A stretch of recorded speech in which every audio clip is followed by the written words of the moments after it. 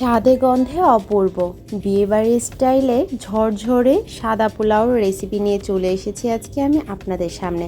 তো চলুন দেখতে থাকি মজাদার স্বাদে গন্ধে অপূর্ব পোলাওটা কিভাবে করেছি।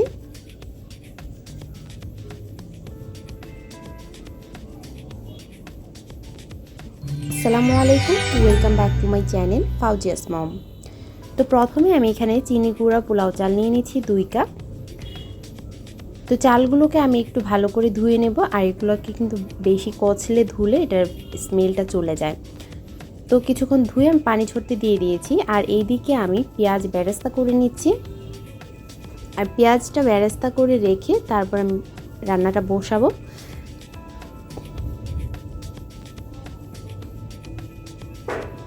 আমার পেঁয়াজ বেরেস্তা হয়ে গিয়েছে, আর খুব সহজভাবে পেঁয়াজ বেরেস্তা করার রেসিপি কিন্তু আমার চ্যানেলে আপলোড দেওয়া আছে।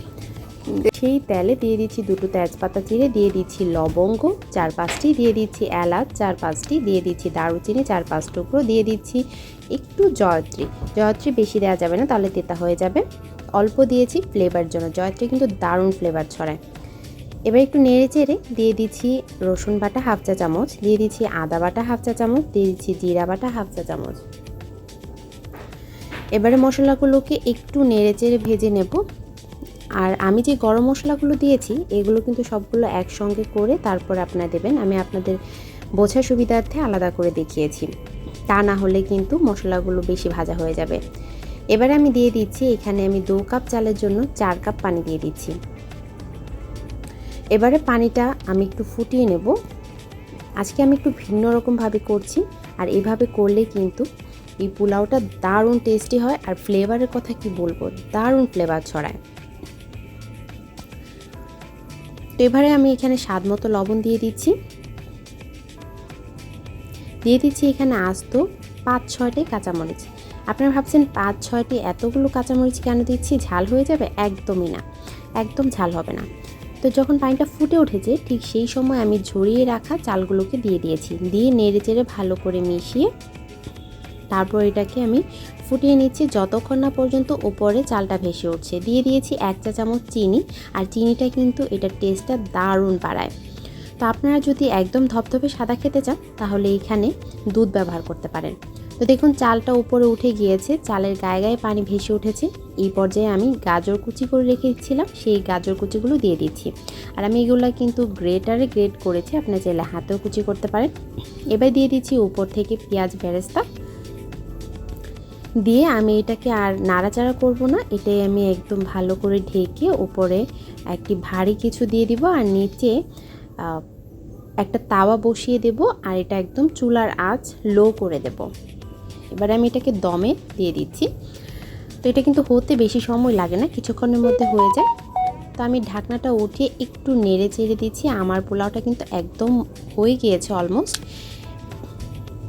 তো আপনাদের দেখিয়ে দিচ্ছি আমি ঠিক কেমনটা হয়েছে। দেখুন একদম ঝরঝরে পোলাওটা কিন্তু হয়েছে, আর দারুণ সুন্দর। আর এই সময় যা একটা ফ্লেভার ছড়াচ্ছিল না, যে কি বলবো আপনাদেরকে, পুরো ঘর ফ্লেভারে একদম মোমো করছিল। একদম বিয়েবাড়ির স্টাইলে হয়েছে।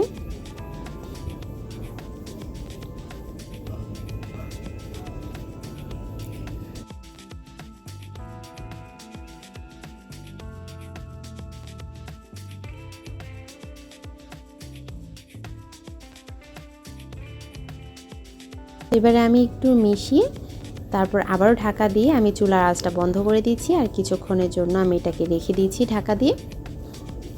আমার পোলাওটা কিন্তু হয়ে গিয়েছে। এই পর্যায়ে আপনারা এখানে ঘি ব্যবহার করতে পারেন বা কেওড়া জল ব্যবহার করতে পারেন, আমি কিছুই ব্যবহার করিনি আজকে। এমনিতেই এটা থেকে যা ফ্লেভার ছড়াচ্ছিল, আর কিছুই অ্যাড করা লাগেনি। আর দেখুন একদম ধপধপে সাদাও কিন্তু হয়েছে।